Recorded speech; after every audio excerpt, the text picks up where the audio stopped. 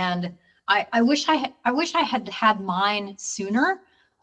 So that I actually keep it on my desk. I look at it every single day, my brand declaration, and it's very grounding. It's very anchoring for me as a business owner.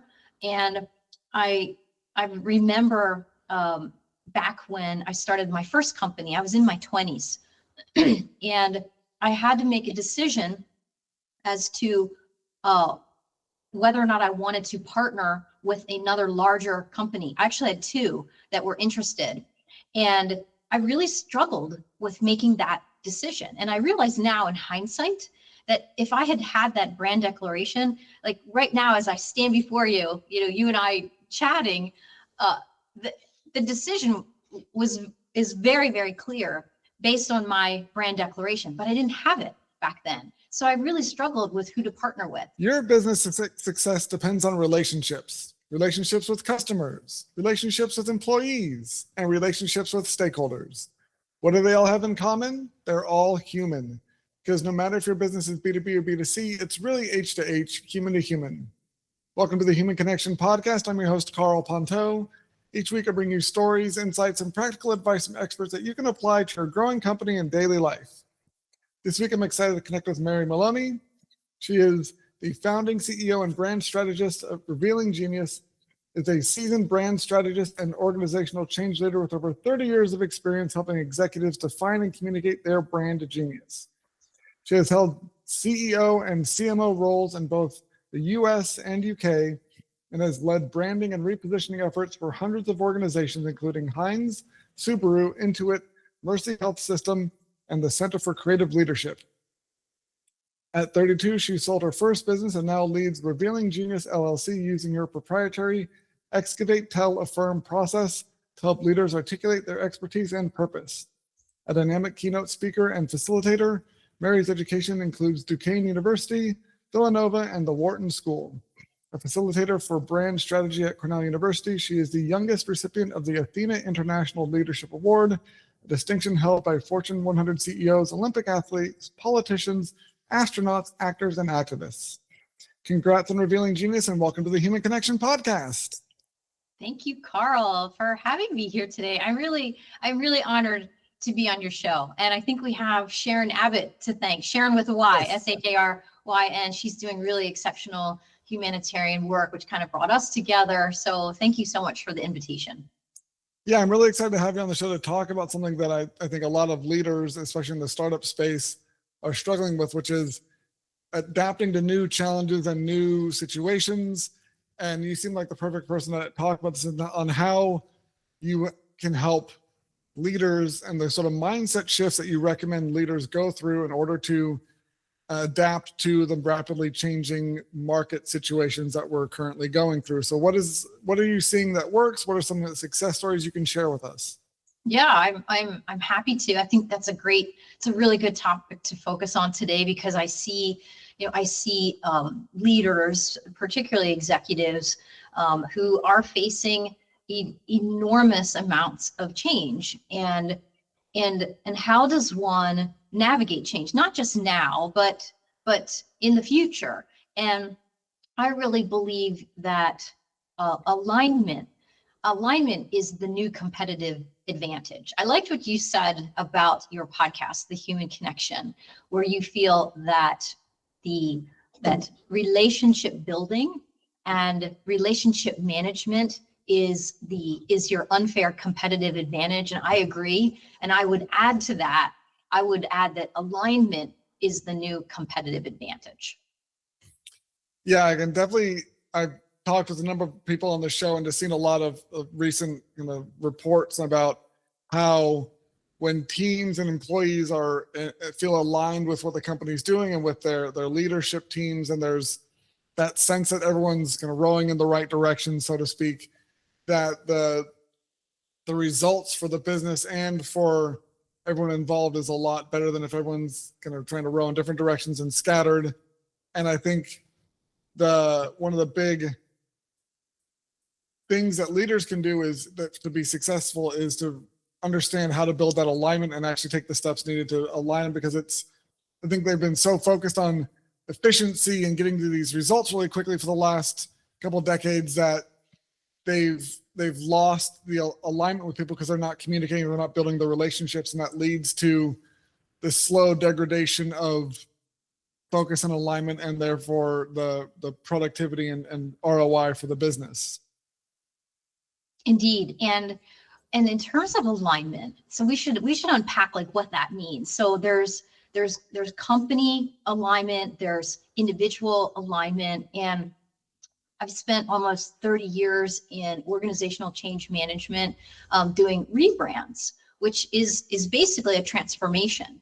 And what I've learned is that when companies are aligned, that transformation happens more expeditiously, and people get on board, they feel good about it. Gartner actually says that companies that are on purpose, that are aligned on their purpose, outperform their competitors by 120%. And Wow. I understand, yes, and there's lots of data around that. So if we take a page from that playbook, okay, so companies know that they need to be on purpose and that they need to have their associates align. If we apply that to an individual, say, for example, the folks listening to this podcast, I understand there's a lot of startup executives that are listening to this podcast.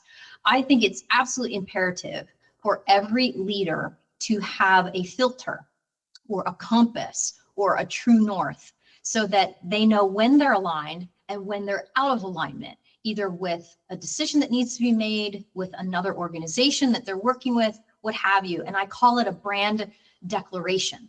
And I'd love to share a little bit more about it if it would be useful. Go for it. I think, and Carla, we have talked a little bit about this on our calls leading up to this. A brand declaration it's three parts. It's deceptively simple. It's your purpose, it's your why, and it's your hows.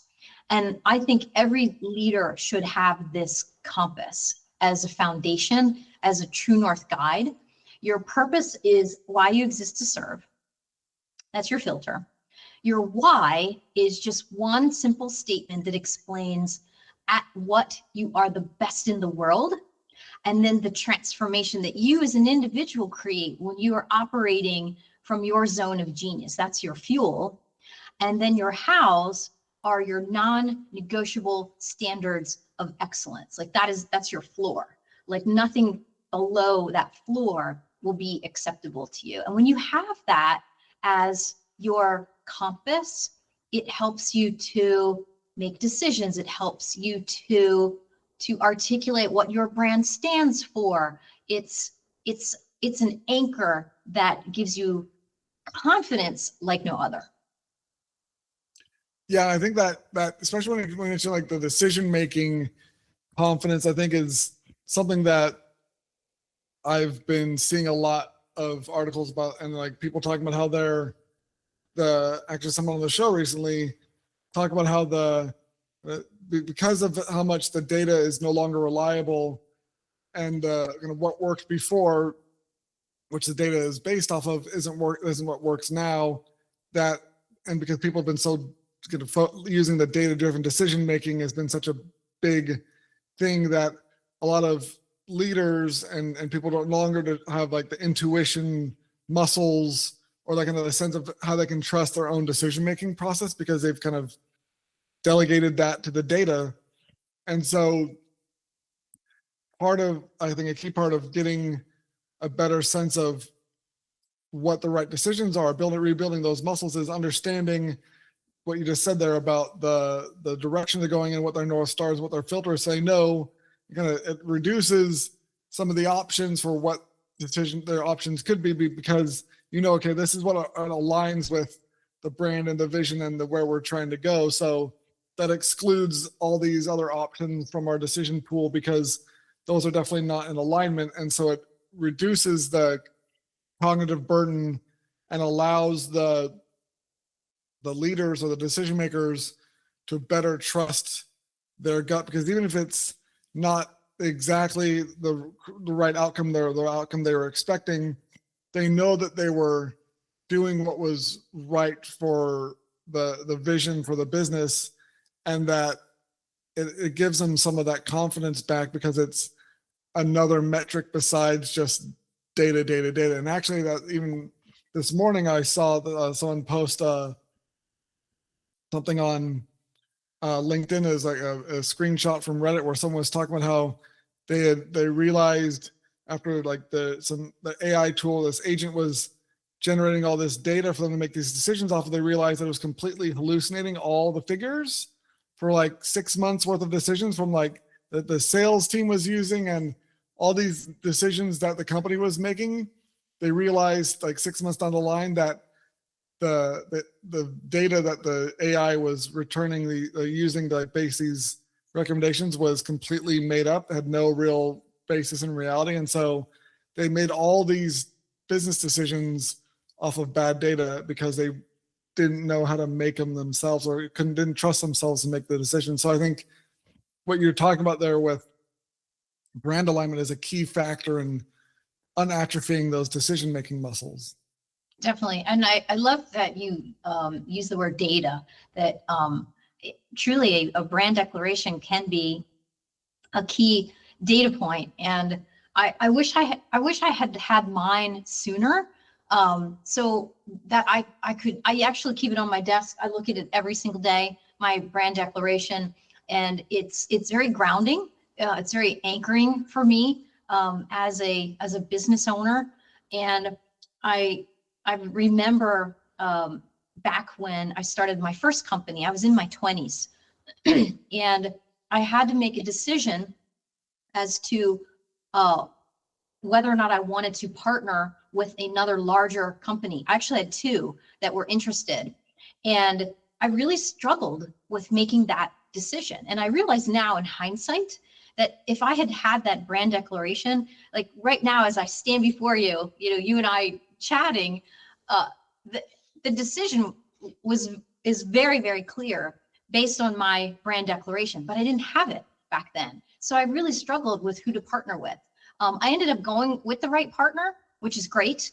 But I wish I would have had something, a data point to help me to filter so that, and I'll use your words, so that I felt relief that I knew that I was making the right decision. I had something to base it on so that I had the clarity, the confidence, the conviction to move forward.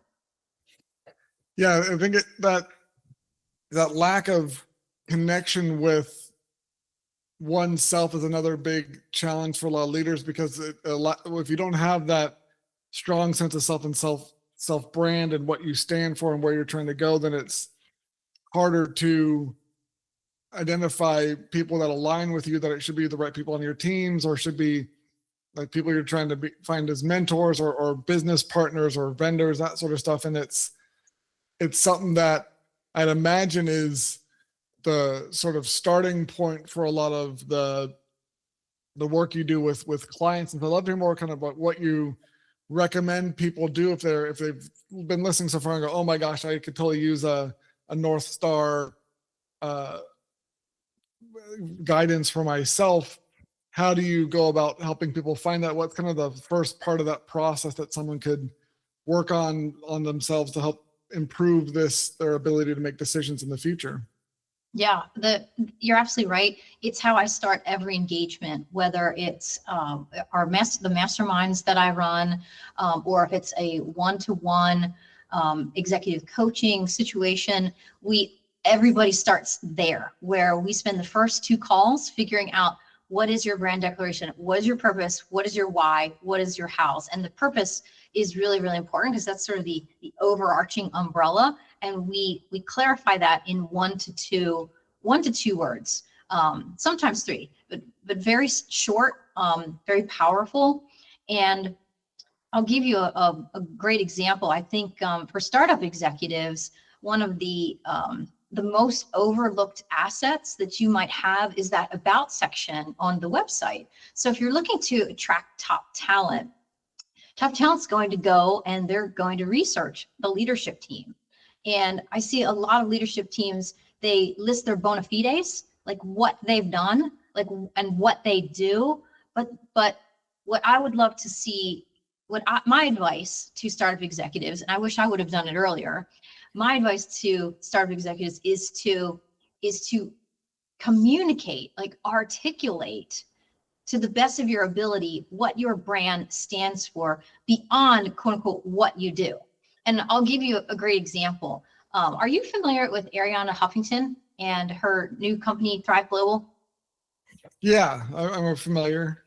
Wonderful. Excellent. So for folks who aren't, who are listening, Ariana Huffington tells this amazing signature story about how she was burning the candle at both ends as an entrepreneur. She was in a hotel room, and unfortunately, she fell. She hit her jaw on a marble table and was rushed to the hospital. And when they got there, they ran a battery of tests because not only was her jaw broken, but she, for some reason, was paralyzed from the neck down. So they thought it was some kind of neurological issue. And they kept running tests, and they kept coming back, no issues, no issues, no issues, but she still couldn't move her arms or her legs. And when they finally started to talk to her about her lifestyle and how she got almost no sleep, the diagnosis ended up being that she literally fell asleep standing up because she was so bloody tired. She was so tired. And from that, she launched this platform. What she stands for, what she realized she stands for is wellness, well-being, is enabling well-being, is sort of her two-word purpose, if you will, which I think is amazing because she went out, she raised money for her company. It's called Thrive Global. And now she's written countless essays and books on the subject of something that I think we can all relate to, which she thinks is endemic to our society, which is lack of sleep. And yes, she used to run Huffington Post. She has an amazing background, but the fact that she stands for enabling well-being tells a very different story about her as a startup executive. And I think your signature story is amazing too. Have you shared that with your constituents? I mean, Oh, yeah. I tell that story all the time. So yeah, if you look at the about like the website for the podcast, or if you check out my LinkedIn profile, the story's there. And if anyone wants to hear it live, I'm happy to meet with them and then talk about it. Yeah, what I love about your story is how you've connected the dots. So, I mean, you survived not one, but two malignant brain tumors. And you were only 15 years old, and you're still here with us. And based on our conversations leading up to this podcast today, my understanding is it's one of the reasons behind, it's like it was the genesis for the name of your podcast, The Human Connection, because what you, and this is just my interpretation, like what you realized was when things really matter, like when everything is on the line, like your health, genuine human connection is at the end of the day what really matters. Yes, like yeah, 100%. Yeah, yeah. So yeah. your story really played into the naming of your podcast, which I think is amazing. Well, thank you. Yeah, it's something that I think companies, that sort of that mindset of usually when like a founder starts a company, is usually they have something like inside their head. They kind of know what's making them want to start the company, will have a bigger impact or purpose, because there's a lot easier ways to like make money than starting a startup, founding a startup. So it's not the easiest path. And so they got to have some inner reason for wanting to make an impact. But they often are so terrible at sharing that it's often, like you said, where as the company scales and gets more and more complicated, that lack of vision and focus starts to erode the foundation. But it is something that I think for anyone who's trying to scale a company, you need to have everyone aligned with that purpose, because also when it comes to all the challenges your company is going to go through, if you're focusing on the people like that and you're having them all feel like they're part of something bigger and they're making a difference, then it insulates them from all the strain and it allows them to make it through the crunch times and the hard periods. Absolutely, 100%. And I would add to that, knowing your purpose, your why, you're like knowing that in your bones is going to get you through the hard times on the days when we have those days. And I would argue too that the startup executive is really the brand in the beginning, and kind of sets the tone for the culture. So in order to be the leader that people want to die to follow, they want to know what your brand stands for. And if execs aren't able to articulate that very crisply and with conviction and also authentically, like it has to, I mean, it has to, it can't be contrived. It really has to come from within. Awesome. I totally agree 100%. And if people can tell when it's forced, and just the way it comes across is so, and it just does way more damage than good when people can tell that it's forced. And so, yeah, it definitely needs to have that authenticity and that genuine message from within. So thank you so much for connecting with me today, Mary. If you enjoyed this episode of the Human Connection Podcast, please leave a review and subscribe. If you want to learn more about myself or Mary, check out the links in the show notes. And remember, no matter if your business is B2B or B2C, it's really H to H, human to human. Happy connecting.